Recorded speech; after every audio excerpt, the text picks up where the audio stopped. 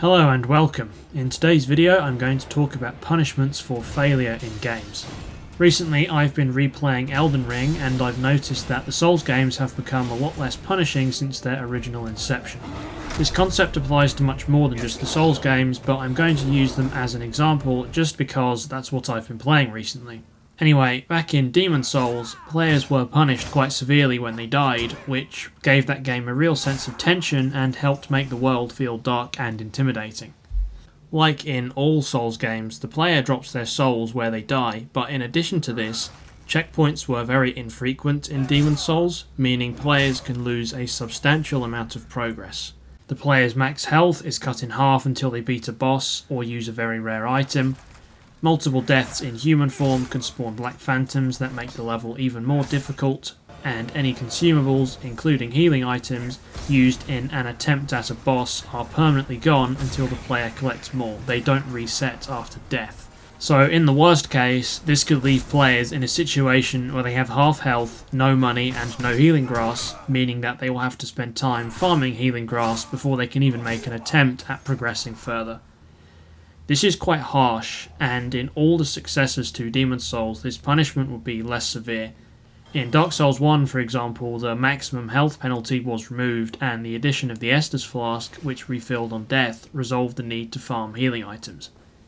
By the time we arrive at Elden Ring, bosses are usually just a short run from a site of grace, which are the game's checkpoints, and in the rare case where there's no nearby grace, there's usually a stake of Marika which allows the player to respawn there instead, preventing them from losing any progress.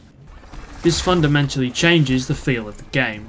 In Demon Souls, each attempt at a boss cost valuable resources and players usually stood to lose several minutes of progress at a minimum if they died. Whereas in Elden Ring, players can usually try a boss as much as they want with no real risk involved.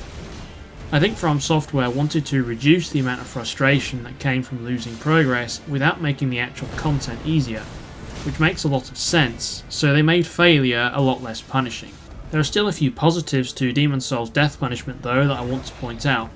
As I mentioned earlier, this adds a lot of tension to boss fights because you stand to lose quite a lot of stuff if you fail. It still feels more rewarding to me to defeat a boss in Demon Souls than in the later Souls games because a win means you keep your whole health bar intact, you don't have to make your way all the way back through the level again, and any resources you used in the boss fight are worth it. Failure has real consequences, which makes victory more rewarding.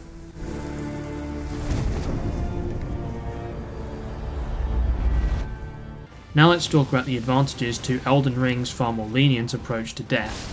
By placing checkpoints right next to the boss, the developers reduce downtime and frustration. To some players, long run-backs to bosses will ultimately feel like a waste of time, and this can be especially true if there are no enemies in the way on the run-back. It's literally just dead time. Shorter run-backs also mean that the developers are free to increase the difficulty of the actual content.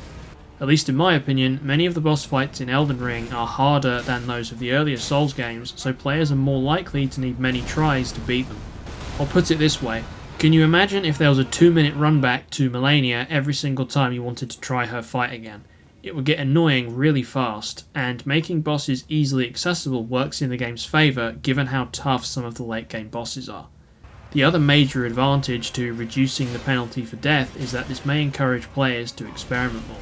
If my strategy against a boss isn't working, I can easily change up my equipment and try something new without worrying about wasting all my healing grass on a failed attempt. Some players may be risk averse, so having a harsh punishment for dying might discourage them from experimenting. I feel like part of the fun in these games comes from trying out different builds, so some players may be more likely to vary their playstyle if the game is less punishing. So which approach is better? Personally, I think both approaches offer something worthwhile by providing different experiences for the audience, and variety is the spice of life. The advantages of harsh punishments for failure is that this increases the amount of tension during gameplay and can make consequences for dying feel more real. On the other hand, many players will find being punished for failure stressful and frustrating, and removing most of that penalty, like Elden Ring has, allows players to be creative with their builds without needing to worry about having their maximum health slashed in half when they die. The games industry seems to be trending towards the latter approach. Most modern games feature lenient continue systems, and I think modern audiences prefer games with less downtime in between attempts at a difficult piece of content. At least right now, convenience and quality of life go a long way towards retaining players, especially amongst older demographics who may have limited time to enjoy the games they own. Those gamers will want to feel like their time is being spent in the most enjoyable way possible, and they may move on to a different product if they feel like a game is wasting their time. As much as I like Demon's Souls, I think it's quite likely that the harshness of its death system contributes to it being one of the less popular Souls titles. Which approach works for your game is dependent on the type of game you're building. If you want your users to be free to experiment with the depth of the mechanics in your game, let them respawn at the battle where they last died. If creating a believable dark and gritty setting is the priority, it might be better to have some sort of death punishment and make checkpoints less frequent, so that the game systems closer match the setting. Let me know which approach you prefer in the comments section below, and thank you for watching.